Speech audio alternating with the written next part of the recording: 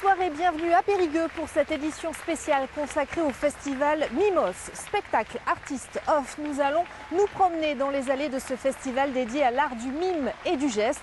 Premier rendez-vous avec le public hier soir, une ouverture menée tambour battant par la compagnie Commandos Percu, Marineville, Pascal Tinon. Ils avancent en sculptant la nuit à coups de tambour géants.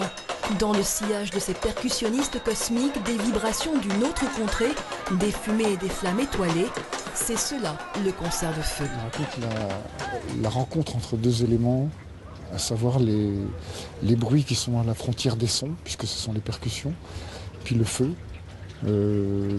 qui jaillit de la terre et puis qui monte vers le ciel.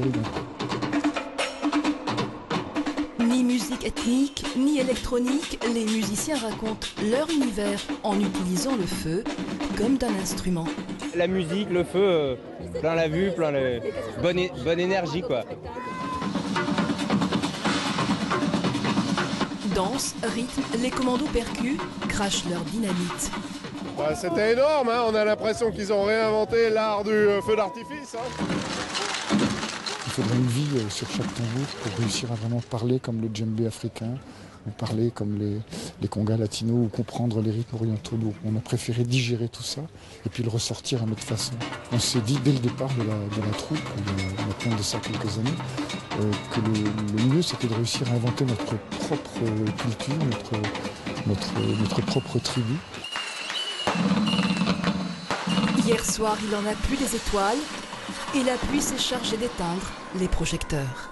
Ce spectacle-là, je ne l'avais jamais vu et c'est vraiment un miracle. C'est superbe. Et alors que débute derrière nous le spectacle de la compagnie Kukai Danza qui revisite les danses traditionnelles basques, nous recevons Chantal Achili, directrice de ce festival. 32e édition, comment arrive-t-on à se renouveler ? Eh bien, c'est un festival qui a su effectivement durer et se renouveler en allant chercher des formes qui sont parfois aux frontières de la danse, du théâtre non-verbal, des arts du geste bien sûr, mais aussi du cirque, de la marionnette, en fédérant les publics grâce à une programmation articulée aussi autour des spectacles de rue qui sont évidemment fédérateurs, populaires et qui attirent les familles, les publics de tous horizons. Et c'est, je pense, ce qui a fait la force et la durabilité, la pérennité de ce festival qui est, rappelons-le, unique en son genre sur le territoire français dans cette thématique du mime et du geste. Parler des festivals de rue, on pense effectivement au Mimof, c'est un peu l'âme de ce festival. Oui, en effet, Mimof est la vitrine aussi de Mimos. Ce sont des compagnies qui acceptent de venir jouer à leurs propres frais. Donc ces compagnies sont vraiment très plébiscitées par le public et le public pourra voter pour la compagnie de son choix qui recevra le prix Mimof 2014. Alors il y a 140 rendez-vous proposés aux festivaliers, c'est un programme excessivement dense. En effet, tout est conjugué pour que le public puisse aller d'une salle à l'autre et d'un spectacle de rue à l'autre. C'est une ville qui est à taille humaine et donc c'est possible. Nous avons un programme générique qui permet de bien pouvoir faire sa programmation en début de journée, bien qu'une journée comme jeudi où il y a 30 spectacles, ce n'est pas possible de tout voir. Mais vous pouvez, 7 ou 8, facilement vous organisant bien. Et parmi les programmes, il y a aussi des spectacles accessibles aux tout jeunes enfants à partir de 3 ans. C'est le cas du spectacle proposé par la compagnie Accord Caboche, Delphine Vialané, Gaël Leblanc.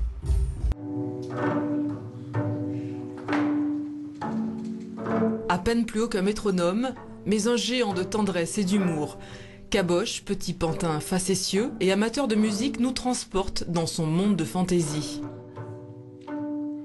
Accord Caboche, c'est le spectacle de la compagnie Haut les Mains, un spectacle muet et musical, et la star de ce trio, c'est la marionnette qui capte l'attention.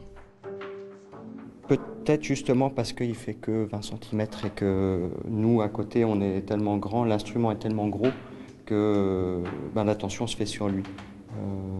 Moi, j'imagine qu'en étant grand derrière lui comme ça, je disparais en fait derrière lui. Pourtant, je prends toute la place, mais je fais fond, je fais juste toile de fond derrière. Les enfants sont fascinés par la malice de Caboche. Les parents, eux, se laissent envoûter par la poésie de ce trio musical. La musique, on a trouvé des petites choses ensemble avec Caboche, quand il y a le duo sur la contrebasse. Il a essayé des choses et on s'est mis d'accord pour faire un petit morceau ensemble. Et sinon, moi j'ai composé le morceau d'intro et les petits morceaux de musique qui apparaissent dans le spectacle. Quand on voit les enfants partir avec le sourire, avec les yeux qui brillent, voilà, c'est gagné. Le spectacle Accord Caboche est proposé 3 fois par jour jusqu'à jeudi soir. Nous sommes à présent de retour au centre névralgique de Mimos, au théâtre de Périgueux, en compagnie de Joseph Natch, chorégraphe, danseur, plasticien. Vous êtes de retour à Périgueux avec une nouvelle production, Paysage Inconnu. Est-ce que vous pouvez nous en dire quelques mots? C'est une sorte de dialogue un double dialogue entre les 2 danseurs et entre les 2 musiciens qui marchent très bien, et entre nous et eux. On est parti de l'idée de paysage concret. Et on est allé jusqu'à une certaine fouille de l'intérieur. C'est important ce festival?